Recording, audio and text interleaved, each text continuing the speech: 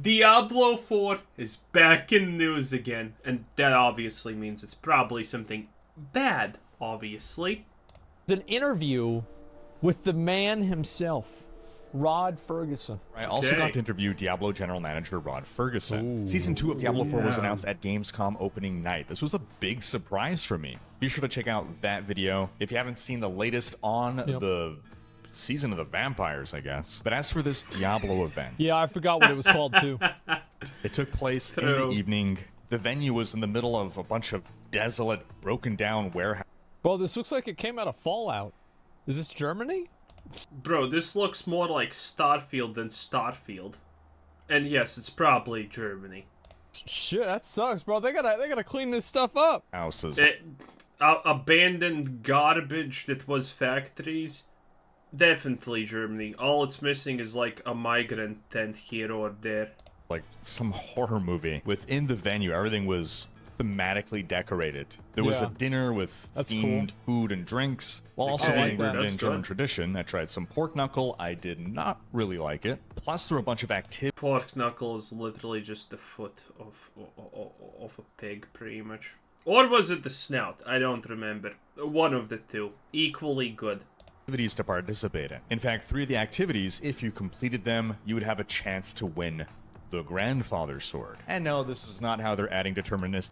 Better drop chance than the game, I guess. Ability to farm the Uber Uniques. Yeah. But more on that in a bit. So one of the events was axe throwing. You had to hit enough targets in order to get your little check mark on that part of your card. Another activity was minting a coin of sorts at the blacksmith. You'd operate this machine that would bring down this... Oh yeah, when I was a kid, I did one of these. Heavy stamp, I guess, on a piece of metal.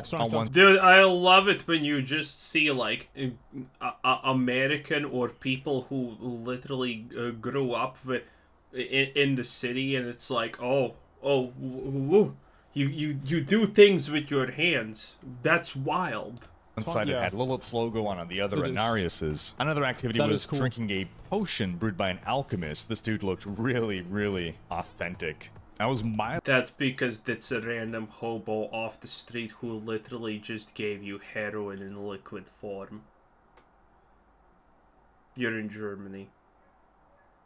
Probably 3 steps away from this location is some kind of degenerate sex cult thing where women have 15 piercings in their nipples.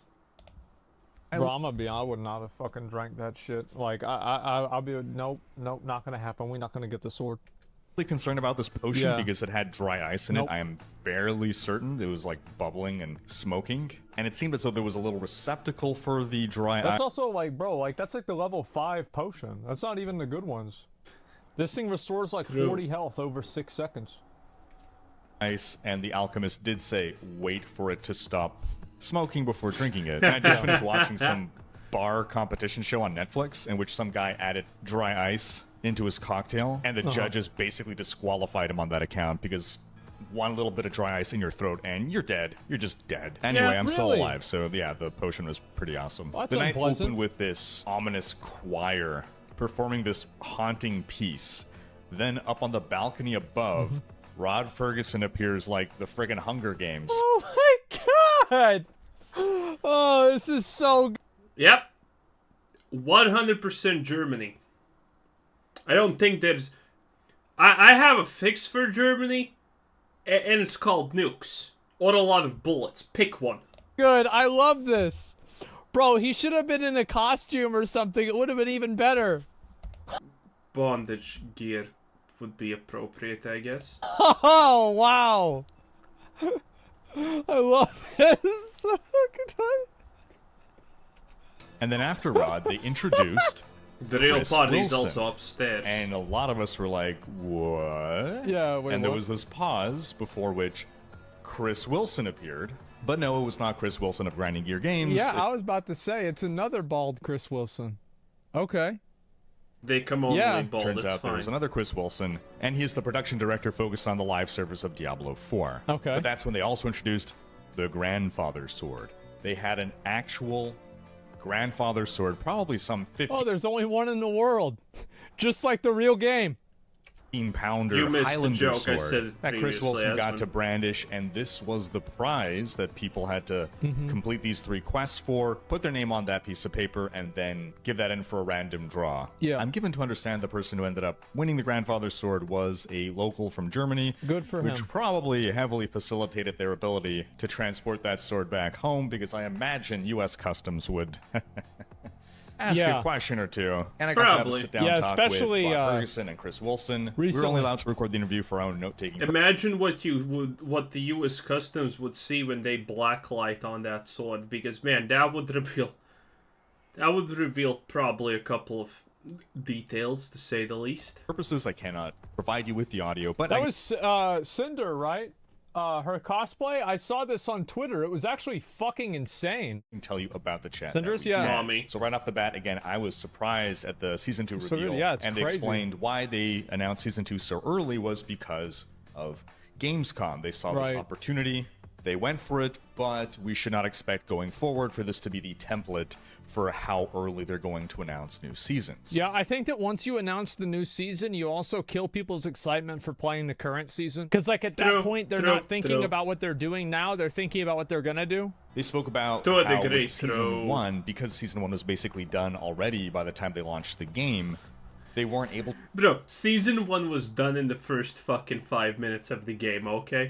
to respond as much to player feedback. So now for Season 2, they're really trying to incorporate as much feedback as they can, which is why we're seeing all these quality of life changes. Yeah. And basically, community asked for things coming with Season 2.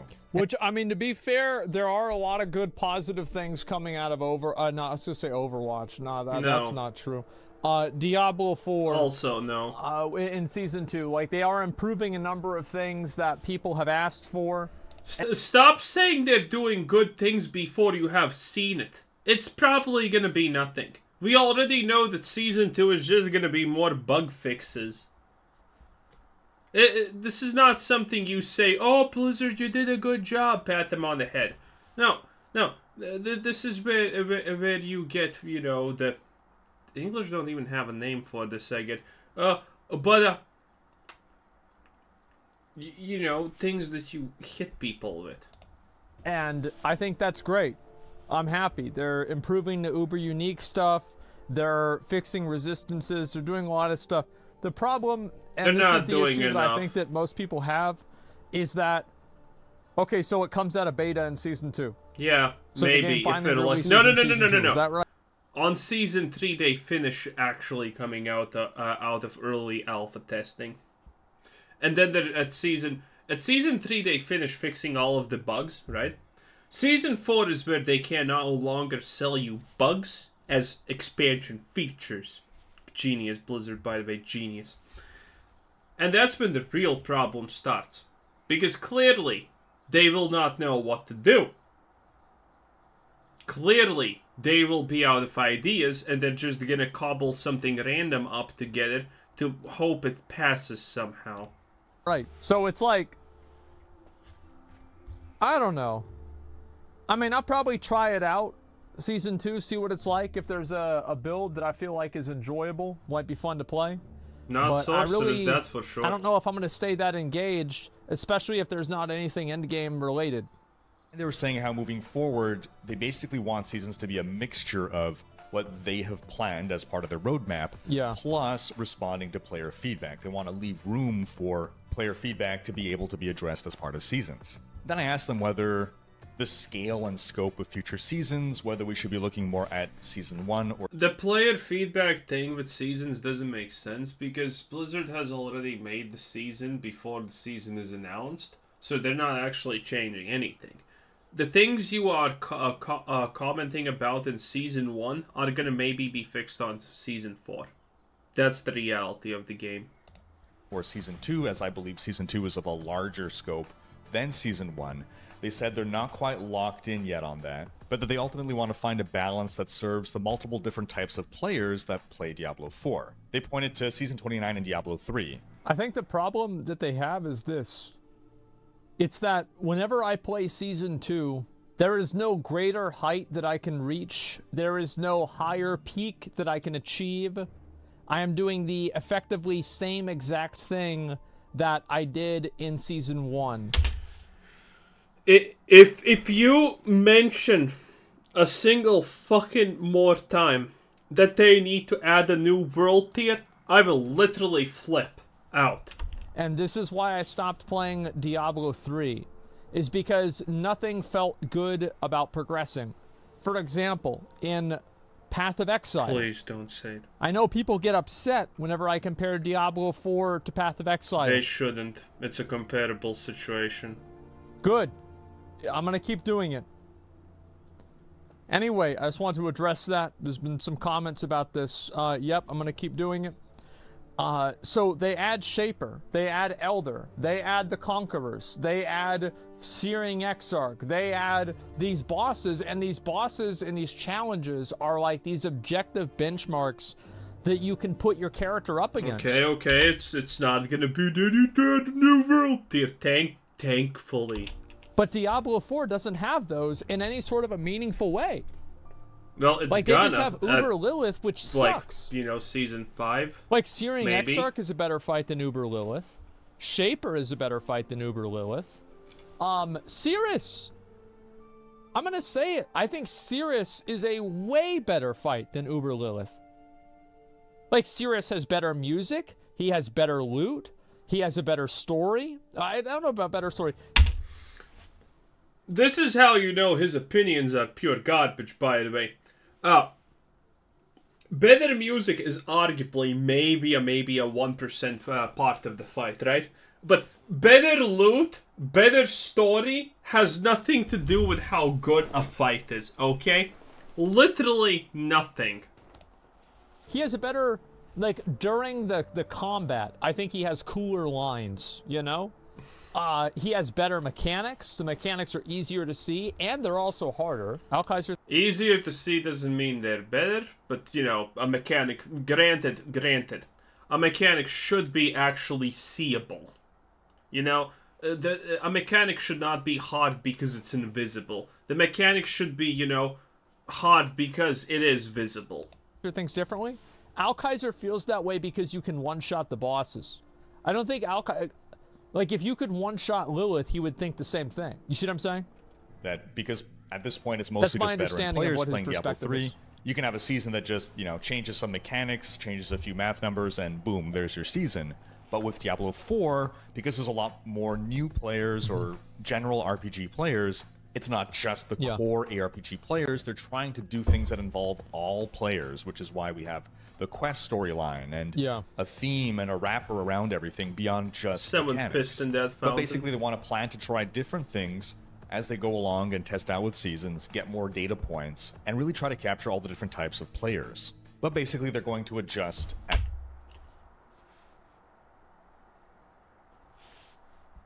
Mommy. Can we get a close-up, I mean? Like, I want to know what happened here. As they go along. Can I drink her fountain? In literally any way possible? Can she refill my health? Can I get a quest from her? Is she gonna turn into a even hotter demon mommy? Suddenly I'm interested. They confirm that the story questline of Season 2 is independent of Season 1. So if you didn't play Season 1 story, you're not going to be lost. Every season will basically have its own independent story. And they shared that when they're designing season... Wait. Blight had a story?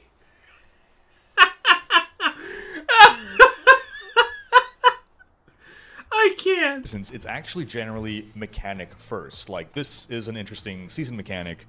So what's a cool theme and story that we can have go with this? But also, they always lead first with what will be fun for the player. What's a new power fantasy? As for more details on Season 2, we're going to have to wait for the... I'm going to have to wait to see if that's actually going to happen, because I think that, like, is it fun for the player? Like, why the fuck would you think it's fun to farm Renown? Like, I don't know. Not. I mean, we'll see what's going to... I literally, the moment I heard about how Renown works, I was instantaneously... Renown sounds like the stupidest shit ever. Nothing about Renown refarming is good. how can anyone consider it even an option to actually keep it renowned the way it is? Happen.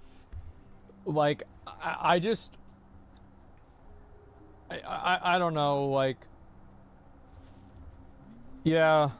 First week of October, they'll have their live stream. They're going to go through all the mechanics, all the details. Right. But for now, they just wanted to announce it. They just wanted to say, hey, there's this cool narrative coming. And also let the core players know we're listening. We're bringing these quality of life changes, these endgame bosses, gem tabs, renown carrying over completely, and that there's still lots more to come. Rod in particular was excited to try out a barbarian vampire type of character, as he feels it's a really bizarre combination. He wants to see how it's going to play out. So he's kind of locked in for barbarian for his Season 2 class.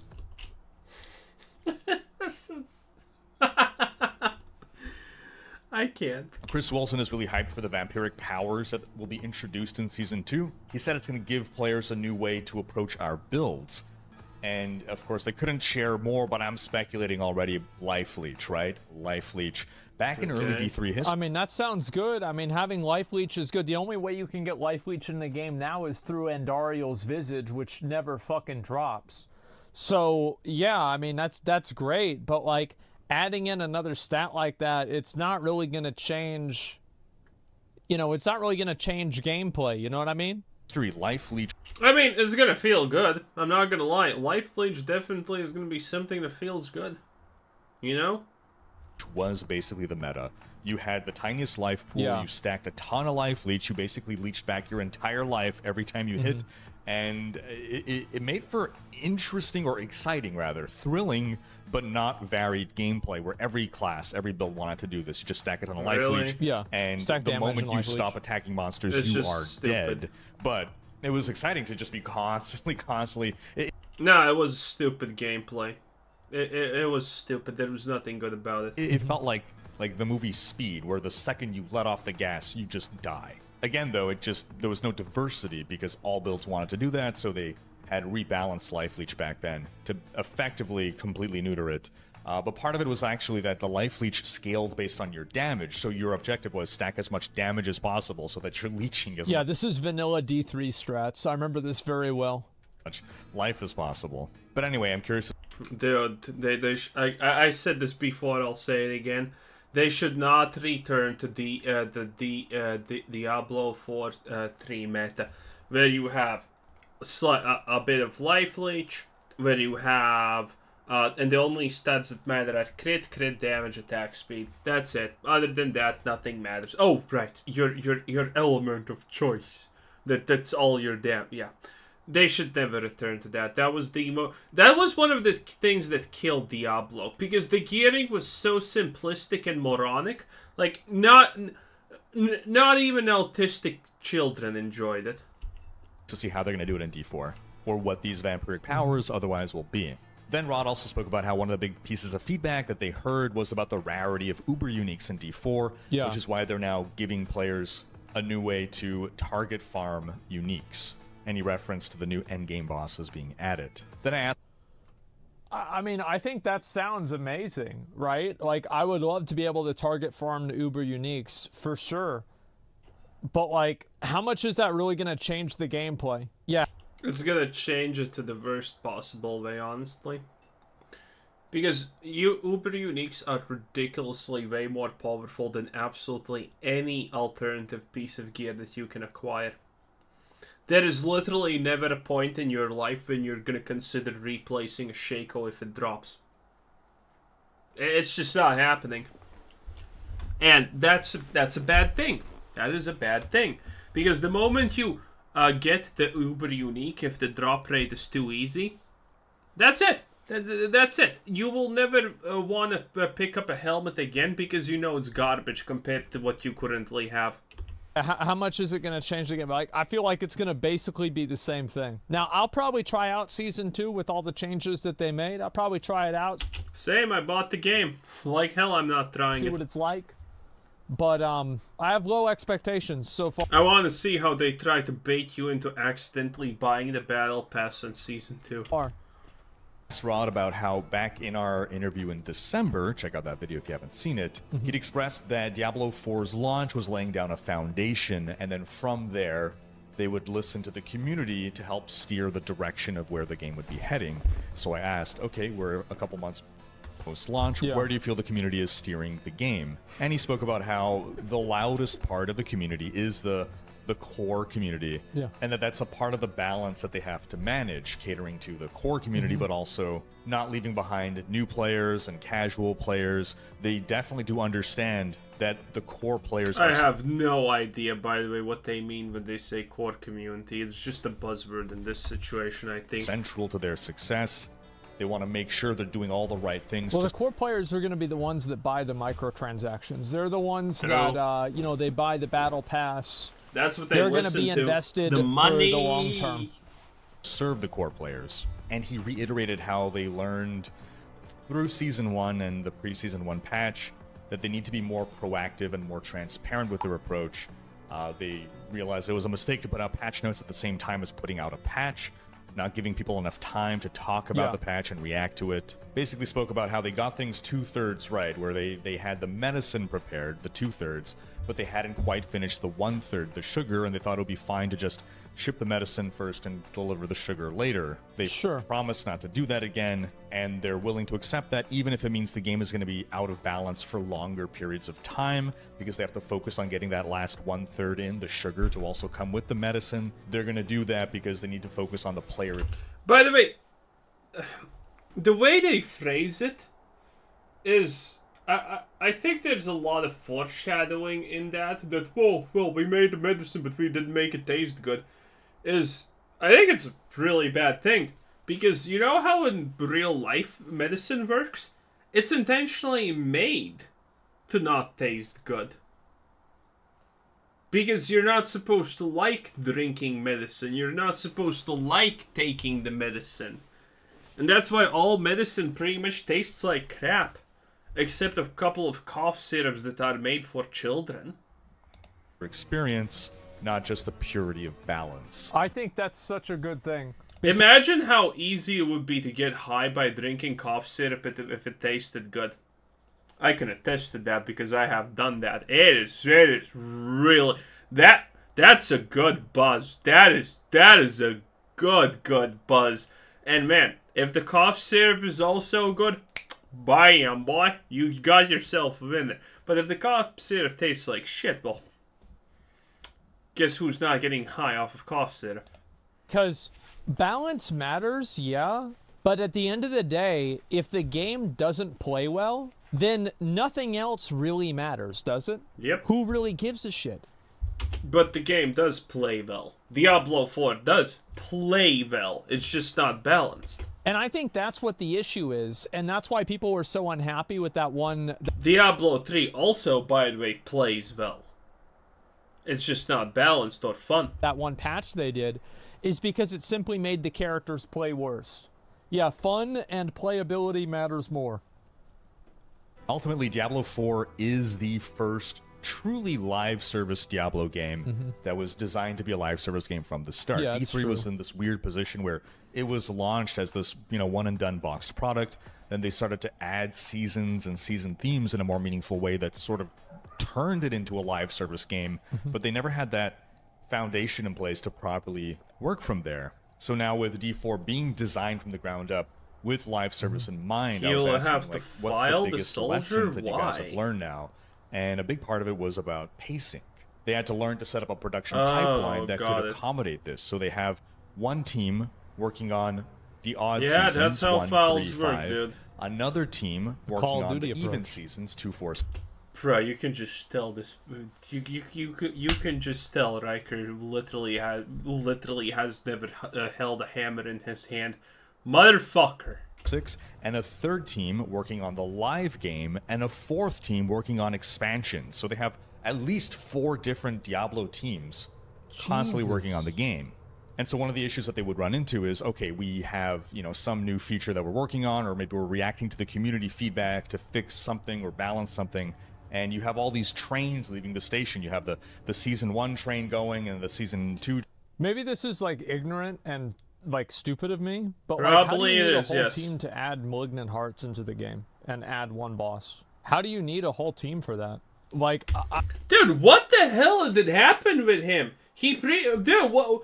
Dude, the last 2 Asmongold videos I have watched are so fucking weak! Absolute weakness just spilling over from every orifice here.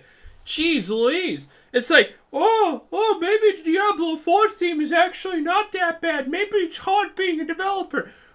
New World, the new pay-to-win things that they're adding to New World, though, that's not actually a bad thing. Bruh. Did he get double castrated or something? Because, wow. I mean, Asmongold was never actually the one to spout good opinions to begin with, but fuck. At least he tried to pretend he has balls in some situations, but now look at this. Oh, Malignant Hearts are actually good now because the devs took so long to make them. It was so hard. Yo, what's... I don't understand it because, like, you know, they said that PoE, like, they were running it with, like, how many people, right? How 0. Do you need PoE that? made like, itself. It just sounds insane to me. Train is in the works, and it's like, okay, what train do we put this on? And they were really focused on setting up a rubber pipeline bands in a way that doesn't burn out the developers. You hear stories from other live service games of the constant, non-stop grind, season after season after season. I mean, we just wanted to bands ensure work. that they could pace ourselves to keep up with the players, keep up with the community, keep up with the aspirations, but make sure they do it in a way that is sustainable.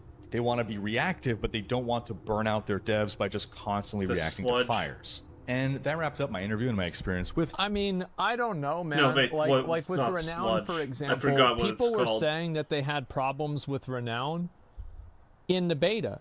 Like, you really think that turning this off is going to burn out the developers? I mean, come on, man. Like, it's the same thing with removing the reset dungeon button. What the hell is this?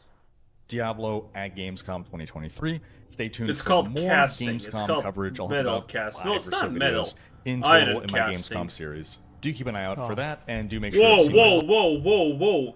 That's a nice thumbnail we got there. Wow. opening night video geez. where we talk about all the reviews, Riker knows what's up. including this season. Torchlight, new season, beginner's guide. I haven't played Torchlight Infinite. I kind of wanted to, but I haven't. Maybe I should. Reveal of Diablo 4. Thanks for watching. Special thanks to my Twitch, Patreon, and YouTube supporters for making these videos possible. If you enjoyed this video, please share it. Check out these other videos. And subscribe to join Riker's Raiders for more. Okay. I don't know why Blizzard has to relearn the same things every time they make a new game. Did you see? Well, I can tell you why. Because they have done the same mistakes in World of Warcraft for like 5 patches, not patches, but 5 expansions in a row, and they haven't learned shit. The same people that learned, well, they don't learn the lesson, that's the thing.